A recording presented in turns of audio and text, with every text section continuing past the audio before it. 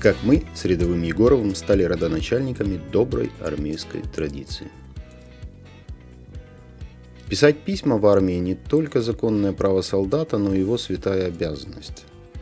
Когда срок моей службы перевалил за год и время покатилось с горы, попал ко мне в отделение парень. Не больно я был рад такому пополнению, но куда денешься. Дело в том, что боец по возрасту приближался к тому рубежу, когда угроза выполнения священного долга перед Родиной отходит в область небытия и кошмарных снов. Было ему годов 26. В армию он не стремился, но и не косил особо. Как-то сами обстоятельства так складывались. Учился, отсрочка, болел, отсрочка, женился, родил ребенка, опять отсрочка, и второго то ли не успели, то ли не захотели. И у военкома не нашлось уважительной причины, чтобы придержать парня во исполнении непризывного возраста. И пошел он осенним призывом в доблестные ракетные войска стратегического назначения. Парень был спокойный, не глупый, службу тащил исправно, держался особняком из-за разницы в возрасте. Деды его особо не гоняли по той же самой причине. Вообще в армии к женатым относятся с плохо скрываемым сочувствием, как к серьезно больным. А ситуация, когда ребенок скоро в школу пойдет, а папа учится портянки мотать, заплачет от жалости самый отмороженный дембель. Высшее образование, другой жизненный опыт и тщательно скрываемая грусть в глазах мешали ему полноценно влиться в солдатскую жизнь. Но и проблем особых с ним не было. До того момента, пока меня не вызвал замполит. Выслушав мою краткую и вполне лояльную характеристику на рядового Егорова, так чего, товарищ майор, нормально Егоров служит, специалист классный, замечаний к нему нету, замполит мне сказал. Из военкомата по месту жительства рядового Егорова пришел запрос. Не пишет рядовой Егоров домой, жена с мамой волнуются. Поставили военкома на уши. Куда, мол, лихаимец подевал любимого сына и мужа. Получив чисто формальный трындюль за работу с личным составом, я пошел выполнять приказ.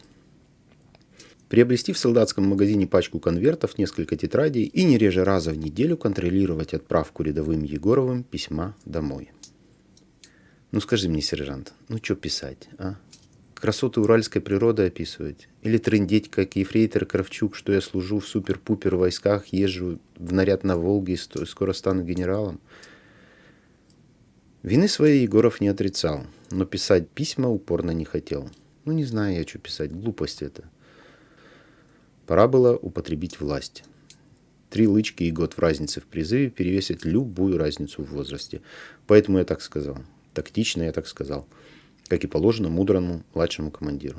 «Паша», — сказал я, — «не епи мозги. Раз в неделю подходишь ко мне без напоминаний с надписанным конвертом и докладываешь. Товарищ сержант, рядовой Егоров к отправке письма на родину готов. Разрешите отправить». И бегишь на почту. За каждое «Ой, я забыл» наряд вне очереди. Что там будешь писать, дело твое, хоть ничего не пиши. Но чтоб письмо раз в неделю было. Понял? Паша исполнительно покивал головой. С этого момента добросовестный Паша четко выполнял приказ. Раз в неделю подходил, показывал запечатанный и надписанный конверт, отдавал его почтальону, и я успокоился. И зря. Следующим, кого заинтересовала переписка Егорова с родными, был начальник особого отдела майор Лысенко. Не секрет, что исходящая почта в режимных частях хоть выборочно, но иногда проверяется. Может и не выборочно, не знаю. Также не является военной тайной, что особист в армии призван следить за режимом секретности и ловить шпионов и предателей. Но как-то странно особисты их ловят. Дядя Петя из ближайшей деревни, по-моему, знает секретов про режимную часть гораздо больше самого особиста. И за пузырь с удовольствием расскажет их любому, кто согласится слушать. Однако дед Петя особиста совсем не интересует, а интересует его письмо рядового Егорова. И вызывает они жуткие подозрения. А чем? А тем, что строго раз в неделю рядовой Егоров отправляет домой чистый лист бумаги в клеточку. Оба-на! Тщательная проверка установила, что никаких тайных символов или скрытого текста чистые листы не содержат. И конверты тоже. Так в чем фишка? Интересуется майор Лысенко. Где засада? И какой смысл, кроме злого умысла, в этих письмах без содержания? Я как мог объяснил происхождение странных писем. Особисту это объяснение не больно понравилось, потому что в нем напрочь отсутствовали шпионы, предатели и злостные нарушители режима секретности. Однако, подумав, он обвинил рядового Егорова в пособничестве вражеской пропаганде. В том смысле, что письма солдата не должны быть пустыми, как бланк анонимки, куда каждый желающий может вписать все, что угодно. Любые гнусные домыслы, порочащие нашу славную армию. А потом про этот случай раструбят по всем BBC. Продемонстрировал он свои широкие взгляды. В общем, завершил он беседу со стандартной фразой «Это неприемлемо». Трюнделей на этот раз получил не только я. Командир группы капитан Езепчук на вечерней поверке после традиционного вступления «Товарищи солдаты, вы опустились ниже канализации». Долго и с глубоким чувством рассказывал, что он думает по поводу меня, рядового Егорова, его мамы, жены, бабушки, особиста Лысенко и того самого военкома, которому в башку пришло призвать рядового Егорова на его капитанскую голову. Этот жуткий винегрет он закончил фразой «Письмо солдата – это лицо армии, а у нас что получается? Открывает мама письмо Егорова, а там жопа». Капитан Езепчук не подозревал, насколько он прав. Рядовой Егоров получил очередную вздрючку. Теперь перед отправкой письма я проверял конверт на просвет, на наличие там рукописного текста. И все вроде успокоилось. Пока командир части не получил на свое имя письмо от мамы рядового Егорова. Где-то слезно просила объяснить, что происходит с ее сыном и что творится в нашей доблестной армии. Почему 2 месяца вместо писем от любимого сына она получала пустые листы, а потом вообще стал приходить какой-то бред.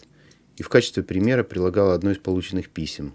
Именно по этому письму красный как рак командир в части, в просторечии барин, молотил со всей дури кулаком и орал: «Это что? Что это, я вас спрашиваю?»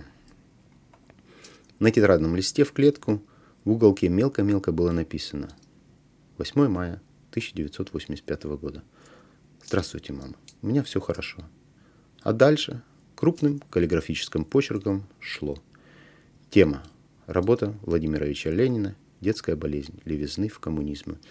Диктатура пролетариата есть самая свирепая, самая острая, самая беспощадная война нового класса. Похоже, было от чего обалдеть маме. И ведь что делал этот гад? Он вырывал листы из своей тетради конспектов по политзанятиям и просто посылал их домой. Лишь бы не писать. И тут получили по полной программе все. Мне был обещан дембель в новогоднюю ночь и звание ефрейтора вместо сержанта. Ситуация становилась угрожающей. Надо было принимать какие-то кардинальные меры. Теперь каждое воскресенье, когда вся казарма таращилась на самую популярную солдатскую передачу того времени под названием «Аэробика», из ленинской комнаты можно было услышать примерно следующее. «Так, ну что, солдат Егоров, готов? Поехали. Здравствуйте, дорогие мои мама, жена Лена и сыночек Рома». «Ну, слышь, сержант, может, не надо этого, дорогие, они точно тогда не поверят, что это сам писал». «Ладно, значит так, здравствуйте, мама, Лена, Рома». Написал. Пишет вам командир отделения, сержант Иванов. Ты сейчас получишь, умник. Пишет вам ваш муж, сын и... Ну ладно. Пишет вам Павел. У меня все хорошо. Написал. Вчера получил я новое обмундирование. Ну а это зачем писать? Давай. Значит, пишешь на полстраницы про обмундирование. Как получал, как клеймил, как погоны пришивал. Потом про погоду наври что-нибудь. Ну что я тебя учить должен? У кого из нас высшее образование? Ну, меня. Вот и давай. А я пока пойду аэробику посмотрю, а то мне скоро вместо баб будет сниться твоя мама с капитаном Езепчуком. Через полчаса приду и проверю. И чтоб не меньше 3 страниц. Понял? И теперь раз в неделю рядовой Егоров под мою диктовку писал письмо домой. Инициатива сия не осталась незамеченной. Приказом командира части во избежание в дальнейшем подобных недоразумений все молодые солдаты полка 1 час в неделю под чутким руководством ответственного сержанта из числа старослужащих должны были писать письма на родину. В день увольнения в запас я проходил мимо ленинской комнаты, а оттуда хорошо поставленным командирским голосом доносилось: «Значит так, товарищи молодые солдаты, в простонародье щеглы. Ручки, бумага, конверты у всех. Молодцы. Итак, все мы знаем, как наших писем ждут дома, как волнуются и переживают за нас наши близкие. Поэтому берем ручку в правую руку и пишем: «Здравствуй, дорогая мама». А ты, воин, что не пишешь? Ах, ты детдомовский, нет родственников. А до армии что делал? Вот, работал. А где? На заводе. А кто там у тебя был главный? Мастер. А как звали? Виктор Степанович. Вот ты пиши. Уважаемый Виктор Степанович. А ты за адрес не переживай, адрес мы выясним. Тут я зашел.